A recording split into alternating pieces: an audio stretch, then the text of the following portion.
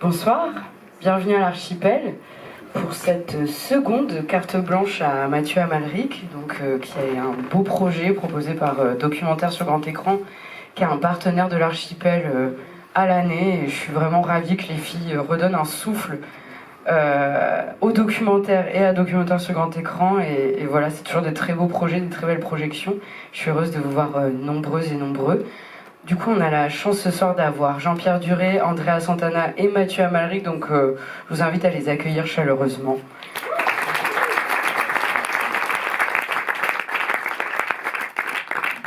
Et je laisse la parole à Pauline et à Mathieu. Merci Margot, bonsoir à toutes et à tous. Merci d'être nombreux ce soir. Est-ce qu'il y en a qui étaient déjà à la séance du mois dernier avec le film de Powell par hasard? Ah, quand même des fidèles, mais pas de nouveaux, c'est chouette. Du coup, c'est bien parce que, comme je me répète par rapport à la dernière fois, voilà, pour vous, ça ne sera pas redondant. Je vais juste dire un petit mot sur Documentaire sur grand écran, puisqu'on est une association de diffusion de cinéma documentaire qui existe depuis 1991 et qui, au fur et à mesure, au fil des années, a constitué un catalogue d'aujourd'hui 284 films documentaires avec un double rôle moral à la fois de sauvegarde des copies et de diffusion. Et c'est justement dans cette mission de diffusion, savoir qu'on organise plus de 300 séances par an, donc c'est vraiment un catalogue qui bouge, qui vit partout en France, dans le monde, auprès des scolaires, etc. C'est dans ce cadre de notre mission de diffusion qu'on a à la fois un partenariat avec Tank, qu'on remercie, qui donc nous a proposé de constituer une carte blanche diffusée sur Tank. L'année dernière, c'était Luc Moulet. Cette année, c'est Mathieu Amalric et je reviendrai dessus juste après. Et également avec l'Archipel, puisque on est toujours chaleureusement accueillis pour montrer des films du catalogue. Et vraiment, on a la chance d'avoir des super partenaires pour pouvoir monter tout ça. Merci à tout le monde. Et c'est vrai que le choix, petit historique, s'est porté aussi sur Mathieu parce que on avait un documentaire sur grand écran vraiment beaucoup aimé la trilogie des Ornes qu'on avait fait circuler en France, Best of Doc, notre festival en mars, Best of Doc 5, donc il y a 2 ans. Prochain Best of Doc du 4 au 17 mars 2026, partout en France. Tant qu'à faire. Et aussi en tant que spectateur, pour des séances qu'on avait présentées ici, donc on savait à la fois ton travail de cinéaste et documentariste et de spectateur, et donc c'était très naturel pour nous et on t'en remercie d'avoir plongé dans cet immense catalogue. Tu pourras revenir dessus, j'imagine. Et aussi je profite de votre écoute pour faire passer plusieurs messages. À l'entrée, déjà, vous avez tous eu un petit dépliant que Manon a fait, avec les séances du cycle, à savoir que le film que vous allez voir ce soir est repris le dimanche prochain à la séance 2, il me semble, 19 octobre à 14h. Il n'y aura pas Mathieu, d'accord, pas Jean-Pierre ni Andrea, mais en tout cas, n'hésitez pas, si vous aimez le film, à inciter les gens autour de vous à venir aussi le découvrir dimanche. Et ensuite, par contre, Mathieu revient avec Dominique Cabrera le 3 novembre pour présenter une sélection de courts-métrages. Tous ces films sont également sur Tank jusqu'au début janvier sur la plateforme pour tous ceux qui ne peuvent pas se rendre à l'Archipel.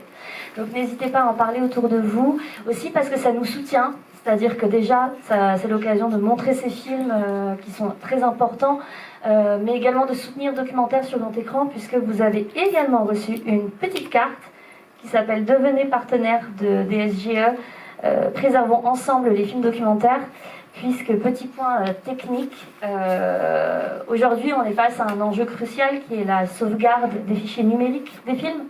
Et là on a un parc numérique qui est devenu obsolète, ça peut paraître très obscur et technique, mais en fait c'est un enjeu très très concret et très important, qui est que si on tarde trop, les films ne seront plus lisibles et donc ne seront plus montrés. Et pour beaucoup de ces films, on est les derniers au monde aussi à faire ce rôle de sauvegarde et de diffusion. Donc c'est vraiment un enjeu très important. Et donc on a un grand projet à la fois en 2026 d'investissement dans du matériel de stockage numérique, mais qui permettra aussi de numériser et restaurer 86 films du catalogue qui sont en bêta, donc qui sont en fait des cassettes vidéo pour résumer. Mais voilà, sur les 283 films du catalogue, il y en a 86 qui sont en bêta. Or, la plupart des salles aujourd'hui ne montrent pas de bêta, ce qui veut dire que ces films dorment dans des placards et c'est vraiment dommage. Mais pour pouvoir leur redonner littéralement une seconde vie, il faut d'abord s'assurer d'un investissement très concret dans du matériel de stockage numérique. Et c'est un enjeu hyper important et tout le monde peut nous soutenir là-dessus. Il y a différentes manières de nous soutenir et venir aux séances en fait partie. Venir aux séances, communiquer autour de vous sur les films, aller les voir sur Tank, et également bien sûr faire des dons défiscalisés sur Helloasso ou adhérer à l'association. Ça fonctionne aussi. Donc n'hésitez pas à revenir vers moi si vous pensez pouvoir nous soutenir d'une quelconque manière. On peut discuter de tout. Et merci à vous d'être là. Et maintenant je vais passer la parole à Mathieu. Merci beaucoup. Bah oui, c'est très important.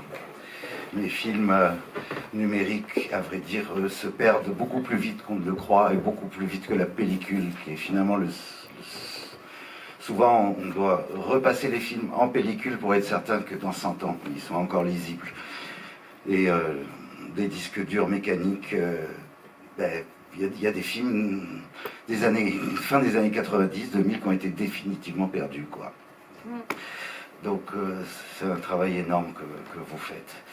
Et aussi avec ces diffusions sur grand écran et ces tournées dans toutes les salles de France. Et vraiment merci beaucoup encore pour cette carte blanche dans laquelle je me suis plongé.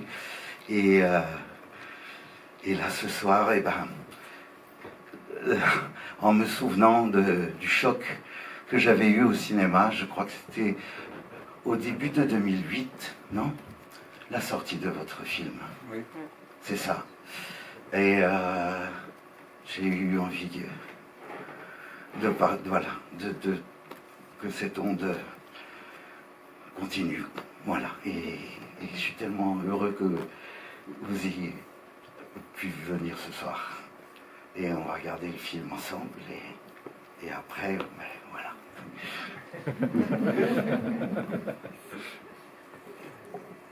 Bon, évidemment, merci à Mathieu, merci à Documentaire sur grand écran. Mais surprise quand même d'avoir son film qui est mis en lumière par le regard et l'amitié de Mathieu. C'est un film qui est le troisième d'une trilogie. Les premiers s'appelaient Romance de terre et d'eau, Le rêve de San Paolo, et donc celui-là, puisque nous sommes nés. Je vous raconte simplement et très rapidement le début de l'histoire de ce film. On est retourné montrer nos films, l'avant-dernier, Le rêve de San Paolo, à tous les gens qu'on avait filmés, comme on le fait tout le temps, au Brésil, un trajet de 5000 km avec projecteur vidéo, et son et autres, et en s'arrêtant à la station-service, que vous allez voir, 2 km avant le campement des Santerres, où nous avions eu une belle rencontre filmée dans Le rêve de San Paolo. On a rencontré un des enfants de ces Santerres en très mauvais état. Et donc on s'est arrêté, on a essayé de s'arrêter 2 jours, et puis aller projeter bien sûr au campement des Santerres, mais enfin de passer du temps avec lui. Et à un moment donné, comme on voulait l'aider, on lui a dit: est-ce que tu as une carte d'identité? Et il nous a fait cette réponse: non, je n'ai rien, je n'ai que ma vie. Donc on s'est dit, on s'est dit tout de suite, ces mots ont fait tilt, et on est parti avec ces mots. On s'est dit, on va revenir faire un film avec ces mots. Et 1 an plus tard, c'est le film que vous allez voir. Merci, à tout à l'heure. Ce film ainsi que 2 autres tickets sont dans un coffret DVD, on en a amené, donc voilà, ils sont à 20 €, on pourra vous en reparler si vous voulez pour vous donner plus de détails. Merci, c'est une autre manière de nous soutenir que l'acheter du DVD. Très bonne séance. Et moi je fais un ajout un peu frivole, mais on ouvrira le bar après la projection, donc ne partez pas, buvez un verre avec nous. Voilà, bonne séance.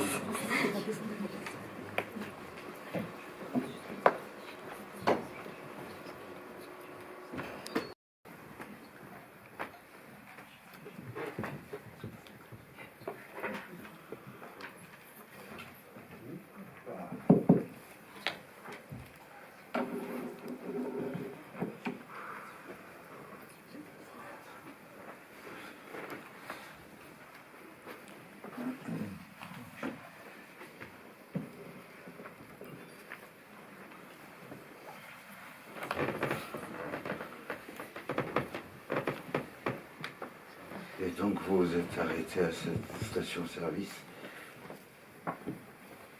Et je crois que vous êtes resté 6 mois.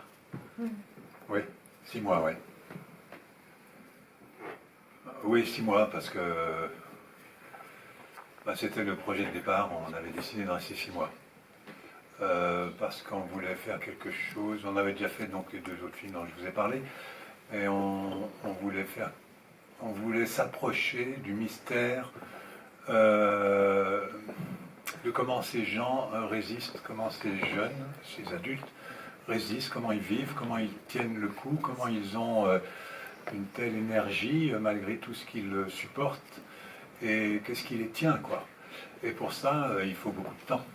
Beaucoup de temps, on ne peut pas s'approcher de... Surtout que ce sont tous des gens très pauvres, on ne peut pas s'approcher de la pauvreté de cette manière-là, comme ça, enfin, il faut du temps pour se faire reconnaître, pour trouver... pour se faire comprendre, pour échanger, pour trouver une vraie relation, et surtout pour éviter de filmer des choses qui soient superficielles et chercher la complexité des choses. Parce que on a beau être pauvre, on n'en est pas moins en train de vivre des choses très complexes, d'autant plus qu'on est pauvre, parce qu'il faut, pour survivre, il faut beaucoup d'énergie, et être quand même assez malin, chercher, enfin voilà, bouger dans tous les sens, et essayer d'aller vers, voilà, de choper quelque chose qui soit l'intériorité des gens, quoi, et qui nous permette de nous approcher de quelque chose qui nous est commun. C'est ça, en fait, voilà, l'intérêt. Et les mots, ils sont venus assez vite. Ce qui est fou, c'est, comme tu dis, il faut travailler tout le temps pour vivre, pour survivre. Et ces mots, ces moments où ils parlent. Ça, là aussi, c'est... Bon, les choses en documentaire et au fur et à mesure...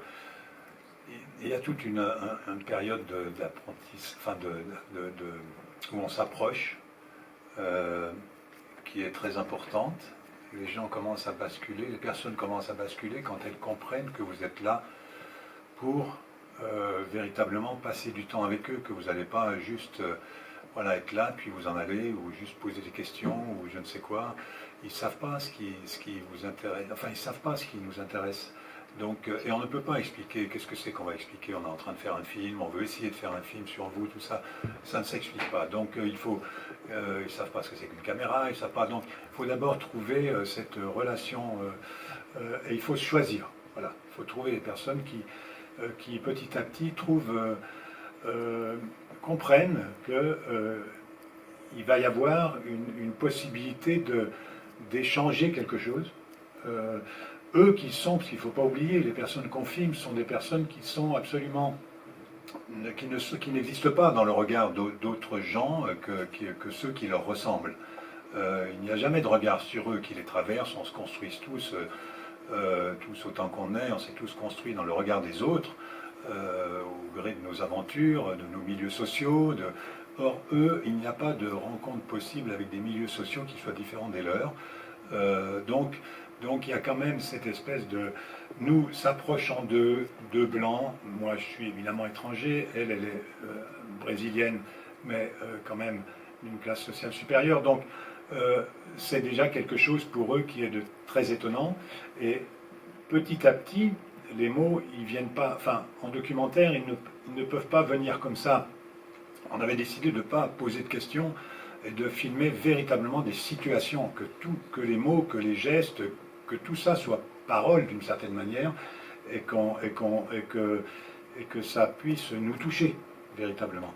Bon, et je ne sais pas, je peux prendre un exemple, par exemple, si un jour on arrive, on voit Coccade qui va pas bien, et on lui dit qu'est-ce qu'il y a Coccade, voilà, t'as pas l'air bien. Bon, ben, comme il le dit à un moment donné, ben, il est en train de penser à sa vie, et on lui dit qu'est-ce que tu voudrais nous emmener, tu penses à ton père, tu veux peut-être nous emmener là où il est mort, et il nous emmène Et on va à l'endroit qui est filmé, et ça, d'un seul coup, peut-être 4 mois se sont passés avant que cette chose-là arrive, ou 3 mois, je ne sais plus exactement, mais beaucoup de temps. Et à un moment donné, et puis il nous emmène, et ça, à ce moment-là, ça se passe en 10 minutes. Et à ce moment-là, voilà, on commence à filmer, il est là, je m'aperçois qu'il est en train de tracer une croix dans la poussière du sol, je descends pour filmer, là arrivent les parents de Nego, c'est bon voilà, les hasards, accidents, enfin tout ce qu'on veut, mais c'est jamais tout à fait le hasard. Et puis ta mère n'a pas planté de croix, une croix, quel idiot, puis il nous emmène au cimetière. Bon, quand on a filmé une chose comme ça, forcément, quelque chose de la relation qui n'a pas besoin particulièrement de mots, on a franchi un seuil. Et on va pouvoir, bien entendu, s'approcher et filmer beaucoup plus d'autres choses, comme par exemple le dialogue du camion avec le camionneur dans le camion, qui est une chose qui est arrivée parce qu'on était parti un week-end, quand on est revenu, il se parlait. Enfin voilà, il s'était passé ça, il avait appris le camionneur que le vélo a été vendu. Bon, donc ça, c'est notre responsabilité aussi d'avoir créé ces espèces de relations et de filmer tout ça, de dire à Nego, à Cocade, ben voilà, tu as ton ami camionneur, il t'a passé ce vélo, tu lui dois une explication. Oui, mais j'ai peur. Mais non, mais ça va se passer entre nous. Et lui, il veut bien aussi te parler, parce que lui aussi, il veut quand même continuer la relation. Donc voilà. Après, on dit, ben, où est-ce qu'on va filmer? Ben, dans le camion, c'est le seul endroit privé un peu de la station-service. Et puis après, ben, cette chose-là se passe en 20 minutes d'échange, et puis bon, ben voilà. Mais pour arriver à ça, il faut beaucoup de temps, et les mots naissent de ces situations. Il ne faut rien lâcher, en fait. Jamais. Et le temps, bien entendu, encore une fois, les 6 mois sont nécessaires pour ça. Non, parce qu'un des premiers mots que tu as dit, c'est mystère. Mais quand vous avez commencé à filmer, vous pensiez qu'il y aurait un mystère, parce que j'ai tellement l'impression, c'est les paroles qui sont prononcées. La conscience, la lucidité, la réflexion qui crée ce mystère dans une sorte de béance, une ouverture dans leur vie. Il n'y a plus d'aplat. On n'est plus juste en train de s'apitoyer ou d'être dans un mauvais endroit de spectateur. Et c'est la parole qui crée le mystère. Et sidérante, ça pourrait... Des fois, j'ai pris les mots et me suis dit, tiens, je crois que j'ai lu ça dans Jon Fosse, quoi. Ou j'ai lu ça chez Thomas Bernard, ou j'ai lu ça... Enfin, Il est clair que notre travail, c'est de leur permettre de se regarder, de se considérer. Comme je l'ai dit, personne ne s'intéresse à eux, que ce soit les adultes ou les enfants. Notre présence leur permet, leur donne l'idée que peut-être ce qu'ils sont a un quelconque intérêt. Et à partir de là, tout ce qui est enfoui et qui se tient niché au plus profond de leurs entrailles, à certains moments, qu'il ne faut pas rater, ces choses-là peuvent s'exprimer, peuvent arriver. Et c'est vraiment ça, en fait, notre travail. C'est juste de permettre ça, de les permettre de se regarder, parce qu'ils n'ont pas vraiment conscience de ça, mais de par le fait qu'on est avec eux et qu'on passe du temps avec eux, cette chose-là arrive facilement, parce que, bon, il faut... Pas facilement, parce qu'en fait, il faut quand même un peu de temps pour que, justement, cette relation de confiance s'installe et que les choses sortent, les choses qui sont vraiment enfermées en eux, puissent sortir avec ces mots qui sont parfois extrêmement surprenants, mais voilà, c'est leur sentiment. Et même pour nous, parce que nous aussi, quand on arrive, évidemment, on a écrit un projet, on avait une idée, on avait quelques chemins qu'on voulait tracer pour arriver à faire le film, mais nous aussi on a besoin de s'ouvrir, que nos yeux s'ouvrent d'autres choses, parce qu'on arrive aussi avec quelque chose de déjà préétabli ou même certains préjugés peut-être, et nous aussi, on a aussi besoin d'un temps pour voir les choses autrement. Et c'est vraiment un échange qui amène à cette confiance. C'est pas du tout facile, c'est beaucoup de souffrance, je dirais. Eux, ils souffrent, ben nous aussi, beaucoup, parce qu'on a quand même passé 6 mois tout le temps, tous les jours. On partait de temps en temps un week-end ou deux, mais voilà, c'était... Et c'est le fait qu'ils, tout d'un coup, qu'ils pensent à leur vie, vous croyez que c'est parce que vous les avez filmés par votre présence? Alors, bon, il y a dans le sertan du Nord-Est, chez moi, quand j'ai rencontré Andrea, j'ai été fasciné par cette région. C'est une région semi-aride voilà, qui a j'imagine que beaucoup d'entre vous connaissent le cinéma voilà, de Glober Rocha, de toute cette et la littérature. Bon, ce sont des terres arides, semi-arides, qui permettent beaucoup de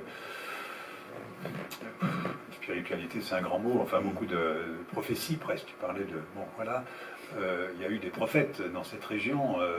Il ne faut pas oublier que 9 millions de ces personnes du nord-est, du Sertan, ont construit São Paulo, ont fui les latifundiaires, les sécheresses, les épidémies, la faim, la soif. Et ce sont eux qui ont construit São Paulo 3000 km plus bas. Bon, et ces gens ont, dans ce territoire... à la fois qui s'approche parfois du désert, mais qui à la fois parfois devient extrêmement luxuriant avec une végétation bien particulière, ce territoire appelle des mots, appelle une langue, appelle de la poésie presque. J'ai tout de suite été extrêmement touché par ça. Donc c'est dans leur fond culturel, si je peux dire, ou historique. Alors, les choses se dégradent. Ça, c'est il y a 20 ans. Aujourd'hui, c'est pire. Ça va très vite. Et quand on est là, à ce moment-là, nous, on est encore dans un territoire où il y a à la fois une possibilité, enfin, il y a tout ce qui est ville, route, voilà, cette route qui est comme une sorte de frontière. Enfin, la station-service, pour les gamins, c'est une frontière. Qu'est-ce qu'il y a avant, après? C'est ce qu'ils essayent d'apprendre. Qu'est-ce qu'il y a au-delà de la frontière? Ce qu'ils essayent d'apprendre en côtoyant les camionneurs. Mais ils sont à l'affût de tout ça. Et comment dire, il y a quelque chose qui ne peut s'exprimer. Je voulais juste dire aussi que c'est au milieu d'une campagne, avec des animaux. Enfin, on voit bien les gens, la famille de Nego vit encore avec des chèvres. Bon, il y a tout ce mélange animal, humain et modernité qui est constamment présent. Je ne crois pas qu'aujourd'hui ce soit la même chose. Donc à ce moment-là, il y a encore cette possibilité. On est encore proche de quelque chose. Le zécocade, à celui qui fait les briques, à cette espèce de... est celui qui représente le mieux ce qu'est le paysan du Sertan. Les autres ont déjà basculé dans quelque chose qui est plus la favela. La famille de Nego, c'est plus la favela. Et donc, que deviennent les mots, cette histoire dont je parle, que deviennent-ils dans cet endroit, dans toute cette violence, parce que la violence, on ne la filme pas beaucoup, mais elle est quand même sous-jacente. On parle de drogue, on parle de... le père a été assassiné, beaucoup des pères des enfants de la mère de Nego ont été tués. Bon, donc cette violence, elle existe, elle est là. Voilà, donc les choses ne sont plus si faciles à exprimer. Et donc oui, les mots, ils les ont sûrement là, mais il faut qu'on soit là pour qu'ils apparaissent. À qui vont-ils les raconter? Je veux dire, il n'y a personne. Ce n'est pas possible. Chacun a suffisamment à faire avec sa propre nécessité de survie. Donc... oui, le cinéma a au moins, enfin cette chose qu'on a vécue pendant 6 mois, ça a au moins cette valeur-là. Après, ça ne va pas plus loin. Mais il était important pour nous qu'au bout de 6 mois, on puisse s'en aller en se disant, en ne laissant pas du tout croire que quelque chose va changer de leur vie. Mais par contre, il doit être clair que quelque chose doit s'être passé entre ceux qu'on filme et nous. Il doit y avoir une relation, quelque chose où on a gagné tous réciproquement quelque chose. Sinon, c'est pas possible. Et donc, tu crois qu'ils avaient personne à qui dire j'ai envie de partir, il faut partir pour se connaître, cette chose de partir? Non, ça, oui, en plus, sûrement cette chose-là en plus, c'est vraiment, voilà, c'est comme des jeux de rôle un peu. Je sais que je les ai beaucoup observés, on les a beaucoup observés. Je sais que Cad en ment beaucoup, on le voit d'ailleurs clairement dans le truc avec le camionneur, quand il dit qu'il a vendu le vélo pour des médicaments, c'est clairement, c'est peut-être vrai, c'est peut-être faux, on s'en fout, c'est pas grave, mais il fait ce qu'il doit faire pour sa propre vie, pour s'en sortir. Mais cette scène-là, c'est cette scène. Donc j'avais vu beaucoup mentir et se poser beaucoup de questions. À un moment donné, ils ont cet échange sous le camion où dit ah je t'ai vu mentir, oui mais je t'ai vu mendier, ah oui mais moi c'est mon affaire, c'est pas la tienne, oui mais moi j'aime pas ça, enfin bon et ainsi de suite. Ils reviennent beaucoup de fois là-dessus sur ce film. Donc je dis mais vous mentez beaucoup, pourquoi vous mentez? Est-ce qu'on peut passer un temps autour de ça?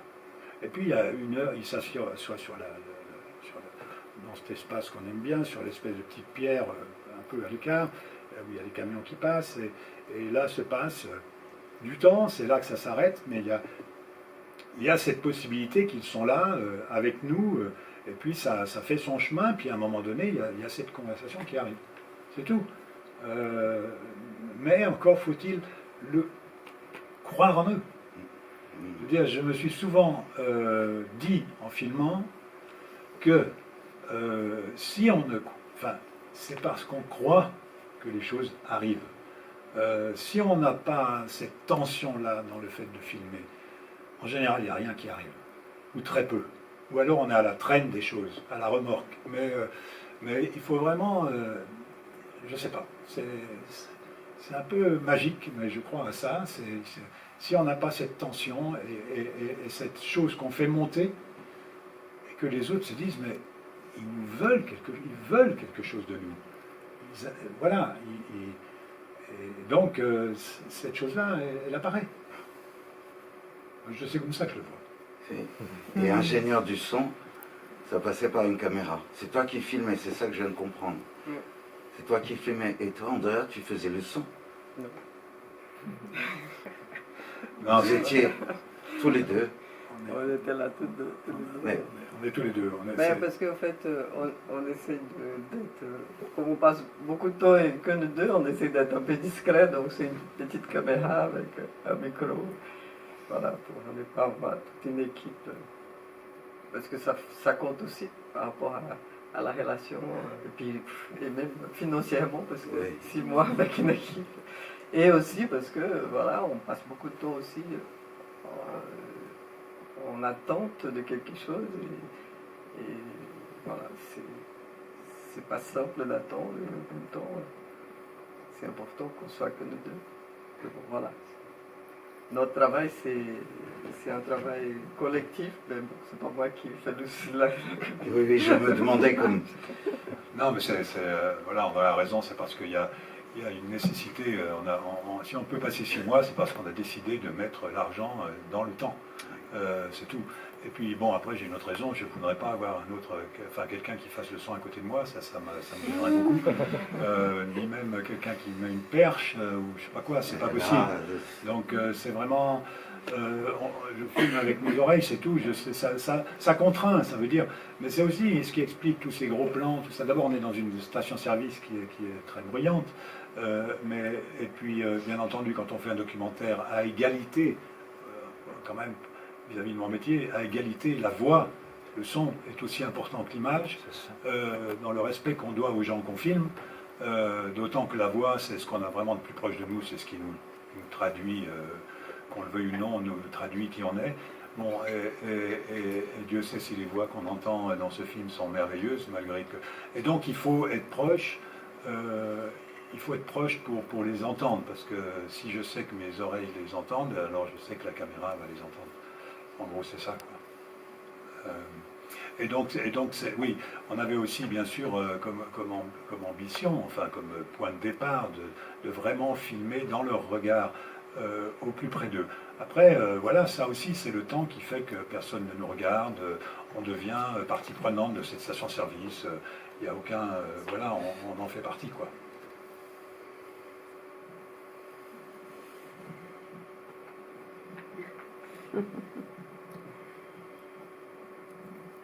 Si quelqu'un... J'ai une question. Quelqu'un qui veut... Bon, Oui, pardon. Ah, excusez-moi, j'avais pas vu.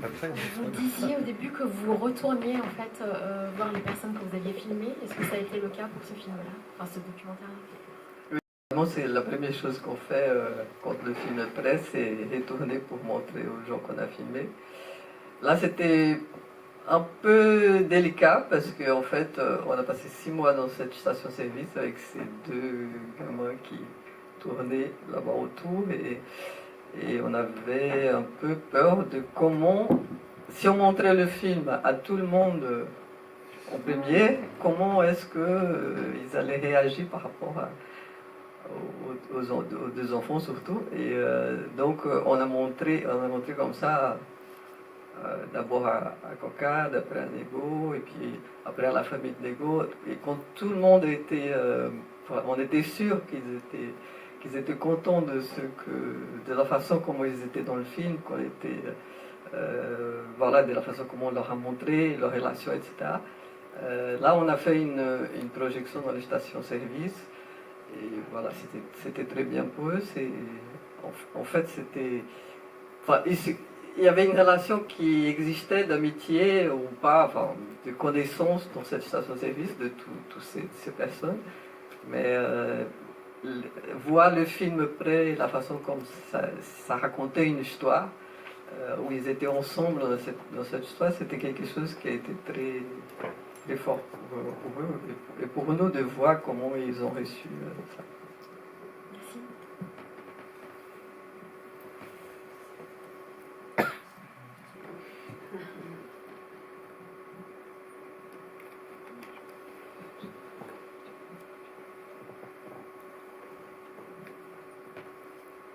Vous aviez une question? Oui, j'ai une question.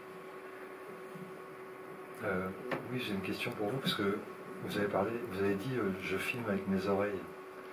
Et j'aimerais vous approfondissiez qu'est-ce que vous voulez dire par je filme avec mes oreilles, parce que j'étais effectivement, moi, assez, comment dire, pris par certains sons, notamment quand il y avait la citerne d'eau qui arrivait, et aussi par la profondeur de ce que disaient les 2 enfants. Et donc, le son était omniprésent. Et voilà, je voudrais savoir ce que pour vous ça raconte je filme avec mes oreilles. Oh bah c'est juste que, comme je l'ai un peu dit, c'est qu'il faut que j'entende.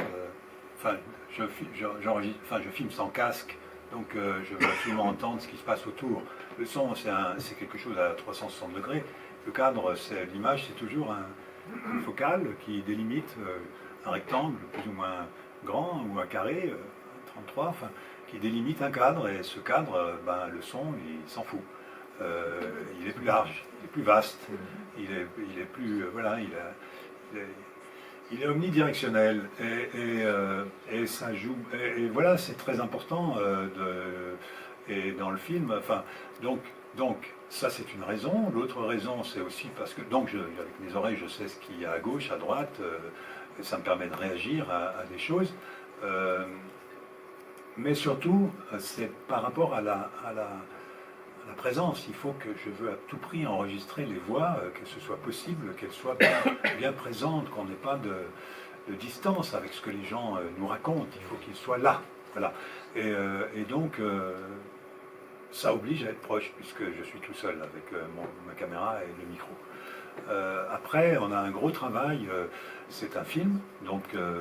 on passe beaucoup de temps, contrairement à peut-être beaucoup de documentaires, on passe beaucoup de temps au montage son. C'est intégré dès le départ. Il y a 8-10 semaines de montage son et du temps de mixage. Parce comme Mathieu est cinéaste, hein, il le sait très bien. Je veux dire, à chaque étape d'un film, on doit faire grimper, monter le film. Et ne pas, voilà, pas parce que l'image, le montage d'image est fini que, voilà, bien sûr, on sait qu'il y a le montage son, mais enfin bon, voilà, de plus en plus, c'est un peu comme ça, malheureusement, pour beaucoup de metteurs en scène. Mais non, le son a une part extrêmement importante dans ce qui nous amène de manière inconsciente ou consciente, selon ce à quoi on veut obtenir, musicalement. Et à chaque fois, c'est comme ça qu'on fait grimper le film. Après, il y a l'étalonnage, enfin bon, mixage, tout ça. Donc voilà, et on a un super monteur son d'ailleurs, et mixeur qui est d'ailleurs là ce soir. Et donc c'est grâce à lui qu'on arrive à cette qualité de travail. Et Martin Wheeler, l'envie de piano, c'est Oui. venu quand? Ah bah c'est venu très vite, parce que c'est un ami, et puis c'est lui qui nous a proposé ça. Hein. C'est voilà, quelque chose d'assez simple, qui n'est pas du tout nordestin, mais voilà, je trouve qu'il joue son rôle. Je voudrais rajouter une chose aussi sur le fait que la première scène bon, c'est très difficile de trouver une scène d'ouverture d'un documentaire, et on a longtemps, cette scène de début a été à la fin du film. Et en fait, par habitude, parce qu'en fait, cette scène s'est tournée, je l'ai filmée la dernière semaine de notre présent, des 6 mois. Or, au moment où j'avais un peu abandonné le côté, il faut à tout prix trouver quelque chose, enfin bon, parce que on se pose quand même constamment la question, quel film on va faire avec tout ça. On essaye de trouver des pistes, des chemins, bon. Et cette chose-là, si elle était arrivée 3 mois avant, je pense que je n'aurais pas su la filmer. Et elle est arrivée comme ça, je l'ai filmée instinctivement, et cette scène, miraculeusement, contient tout ce qu'est le film, en introduction. Il y a la route, il y a les gamins qui jouent au bord de la route, il y a l'âne mort, Les rires, enfin bon, il y a le tout, jeu, voilà. le toboggan. Oui, oui. Ça contient tout le film. Donc voilà, c'est aussi pour dire que cette histoire de 6 mois, c'est pas de la blague, quoi. Ça joue. Il y a même le 7e saut à un moment. Il passe comme ça au-dessus. Enfin, c'est la mort qui passe. Ouais. Et le film, vous l'avez dédié à ton père. Et que Oui. j'ai vu le film que tu as fait seul. Oui. En fait, quand on s'est connus, tu avais déjà réalisé ce film. Je me suis rendu compte cet été. Je ne savais pas. Ah, Tu oui. l'avais fait en 86. Oui, exact. Oui. Et je ne savais pas que tu avais déjà réalisé le film. Et dans ce film, on voit ton père et ta mère qui doivent laisser, cette ferme s'arrête. Et j'ai pensé au fait de partir, que toi, tu n'as pas repris la ferme, tu es parti. Je ne sais pas, quand je voyais que tu le dédies à ton père. Je ne sais pas. C'est sûr que tout ça est profondément lié. Hein. Ouais. Et le travail. Ouais. Les gestes, le travail tout le temps. Oui. À la fin du documentaire que j'ai fait sur mon père, enfin sur mes parents, mon père dit on a peur d'être de trop dans la société. Pour un homme de 80 ans qui dit ça, qui a travaillé toute sa vie comme un paysan intègre et courageux, de même que ma mère, c'est dur à entendre. Et cette chose-là, je m'en suis aperçu quand même assez jeune, dès que j'ai eu 15 ans, qu'il y avait un hiatus quand même entre ce qu'étaient mes parents, ce que je vivais avec eux, et puis le reste de la société, là où elle emmenait l'agriculture, comment elle détruisait les relations sociales et autres.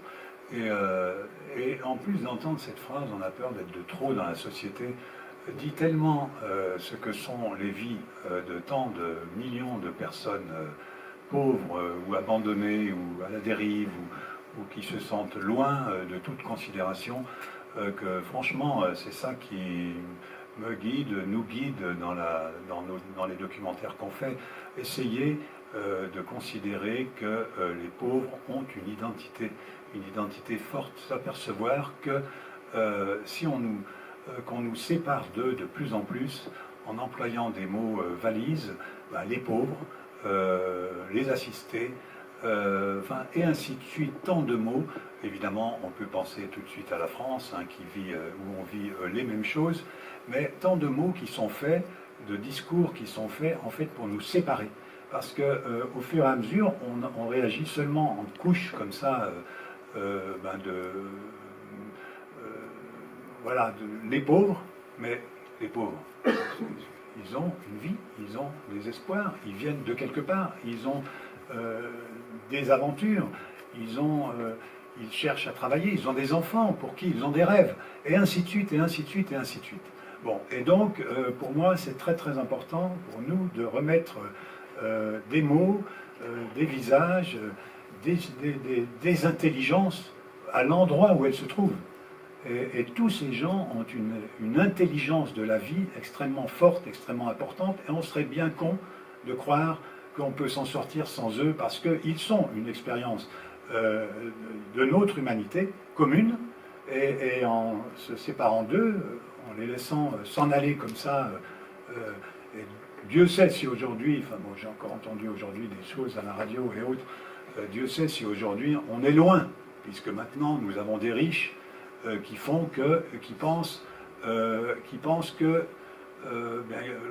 en fait, l'eugénisme, on n'en est pas loin, hein, qui pensent que finalement, est-ce qu'on a besoin de tous ces gens, hein? Pas du tout. Donc, débarrassons-nous-en d'une manière ou d'une autre, et ainsi de suite. Donc, on en est là quand même aujourd'hui. On est à une étape de notre civilisation qui est quand même assez terrible. Et donc voilà, moi ça part effectivement de mon histoire de fils de paysan. C'est ça qu'on essaye de retranscrire.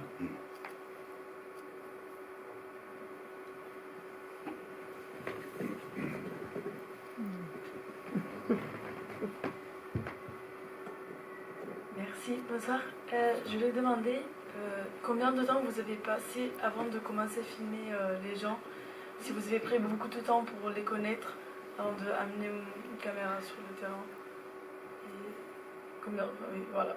Non, je filme tout de suite parce que je ne suis pas caméraman.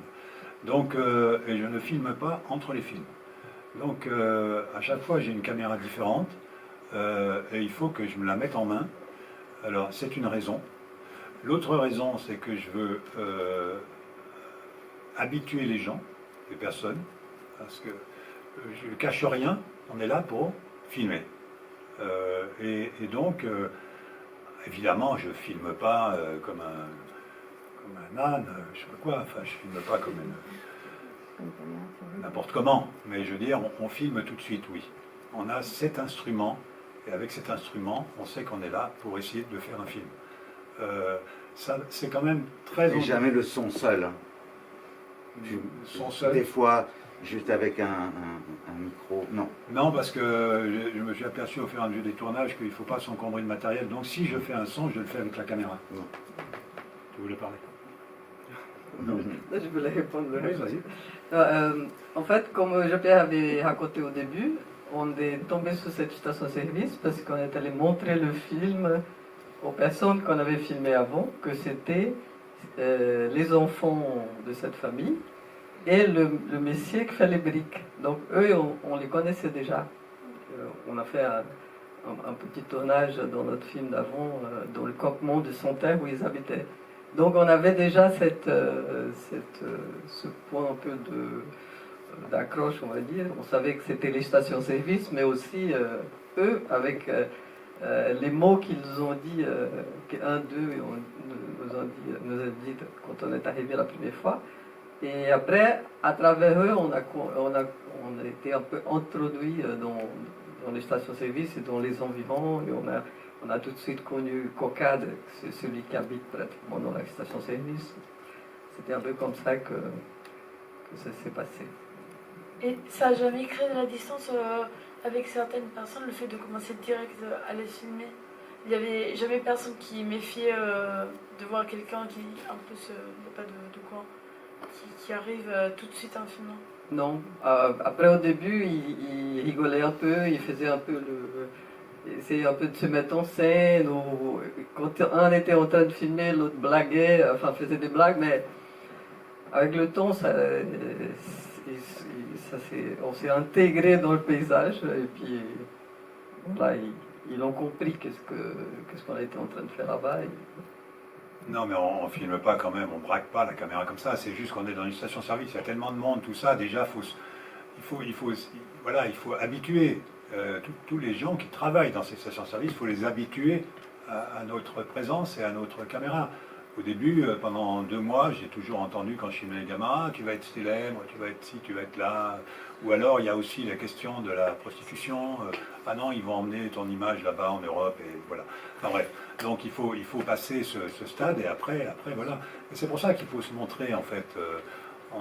Mais après, chacun a ses méthodes. Hein. Je veux dire, il y a des documentaristes qui font du gros repérage. Moi, j'aurais toujours peur, si je repère, de passer à côté de quelque chose d'important, puis après, ça ne va jamais se reproduire. Ça ne va jamais réarriver. J'aurais toujours peur de ça. Donc, je ne le fais pas. Et puis, ouais, bon, c'est ça. Et puis, comme je disais, il faut trouver la forme. Une forme. Comment se trouver la forme du film au cadre. Le cadre est très important. J'aime beaucoup le cadre, peut-être plus que la lumière. Il se trouve que les lumières, là, je les trouve belles, mais c'est la station-service, c'est la nuit. C'est un type de caméra.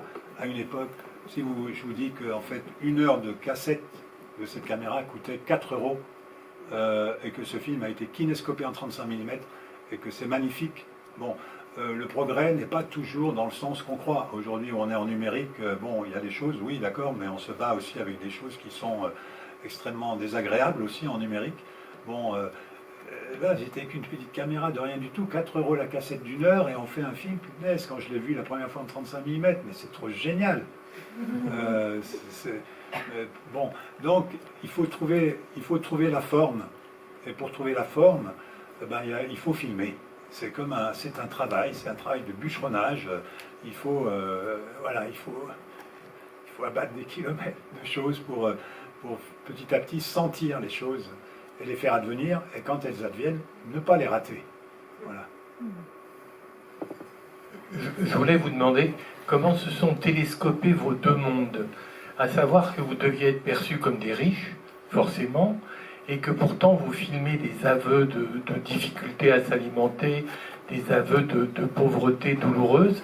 Est-ce qu'il n'y a pas eu à un moment donné une tentative de sollicitation d'un monde envers l'autre, à savoir qu'ils ont pu attendre de vous que vous les aidiez directement à travers votre présence, puisqu'elle a été longue?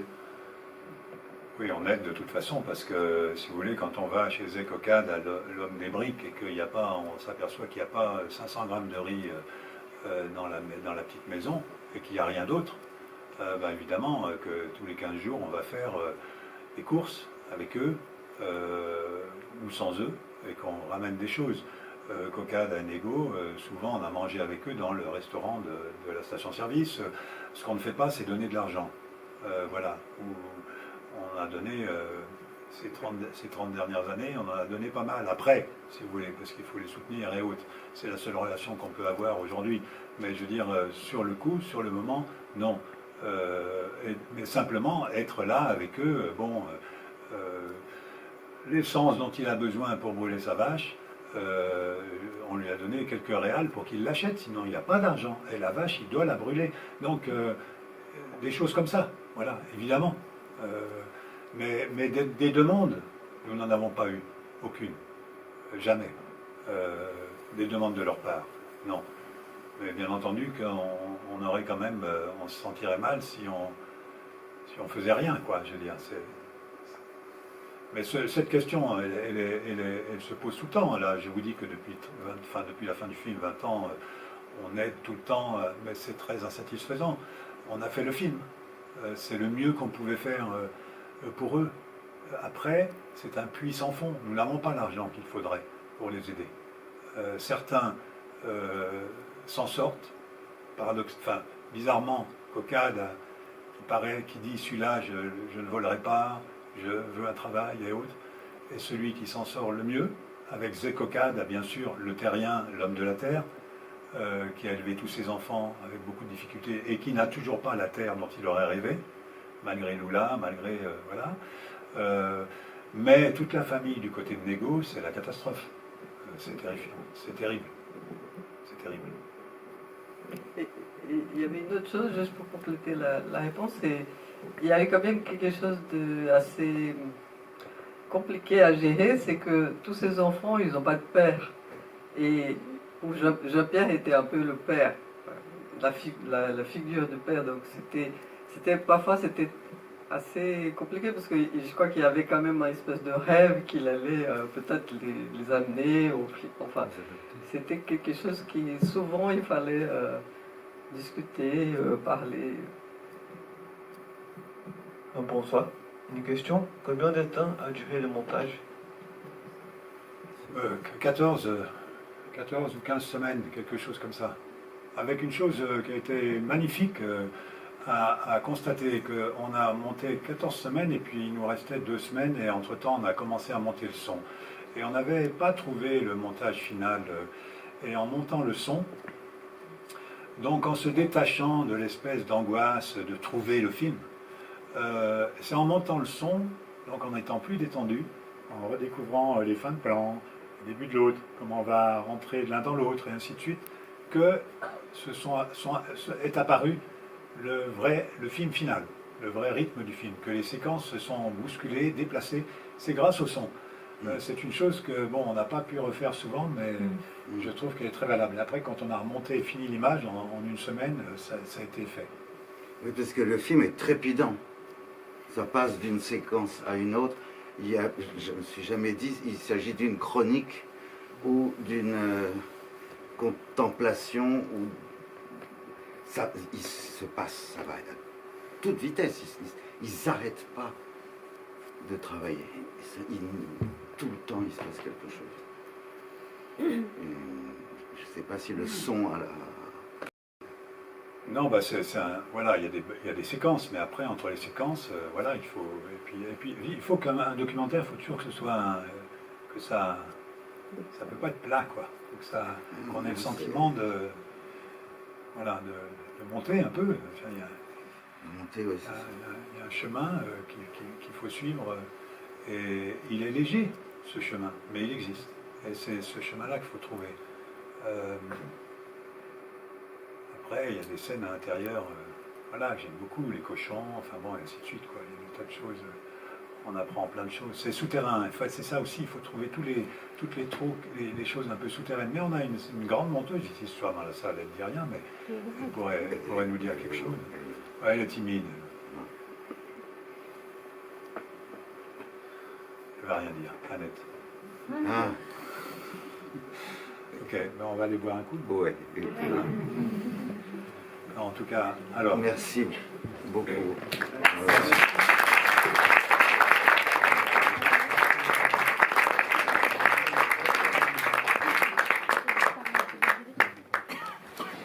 Juste pour information, tous les films dont on a parlé, les 3 au Brésil, Romance de Terre et d'eau, Le rêve de San Paolo, Puisque nous sommes nés, et Un beau jardin par exemple, qui est sur les parents de Jean-Pierre, est réunis dans ce coffret DVD avec également des bonus, un entretien avec Andrea et Jean-Pierre et des extraits d'articles de la presse sur chacun des films. Voilà. N'hésitez pas à venir vers nous si ça vous intéresse. Merci. Et sinon,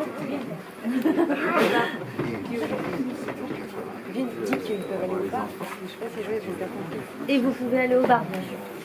C'est les temps. On retrouve comme ça.